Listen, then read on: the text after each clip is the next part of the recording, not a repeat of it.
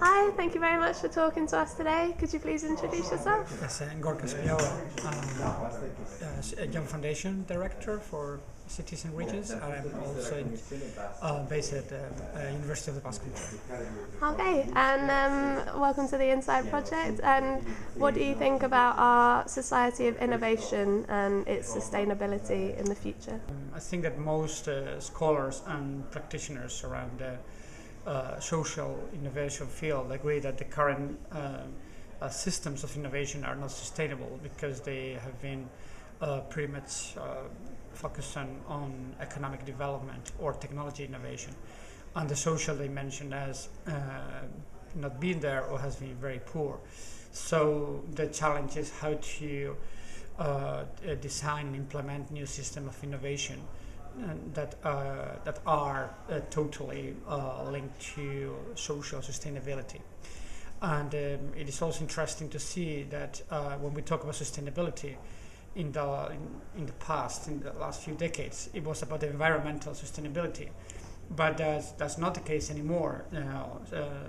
Environmental sustainability cannot be dissociated from social sustainability and from the human perspective of that process. So it is a very interesting time where most of these disciplines, from environmental, from economic development, even from biology and archaeology, as we have seen in this conference, are coming together to say, the current system of innovation is not working, so we need to reflect on what is going on, and we need to build new systems of innovation that are socially sustainable.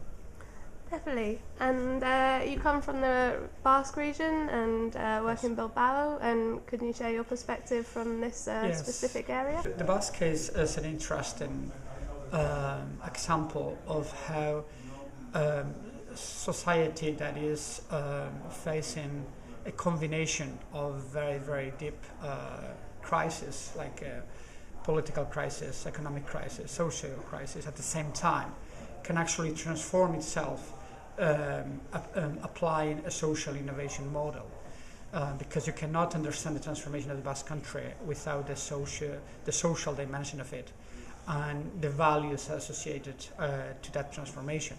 So when people look at the Basque country today, a lot of people will have a superficial understanding of this transformation, just talking about the Guggenheim building and the impact that the building has had in the city, but they will not take into account that way before the building was decided, an endogenous transformation took place based on social economy and social innovation.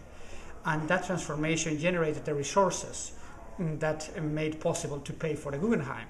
So the Guggenheim is actually just one of the last steps of a much more complex process where the social approach was the driving force of that transformation. So it is one example. We still have a lot of problems, but I think if we are talking about creating new systems of innovation at the local, regional level, we need to change the way we co-design those processes, and also we need to be very, I think, very sure about where social values are placed in that process. Hi, perfect. Thanks very much for speaking with us.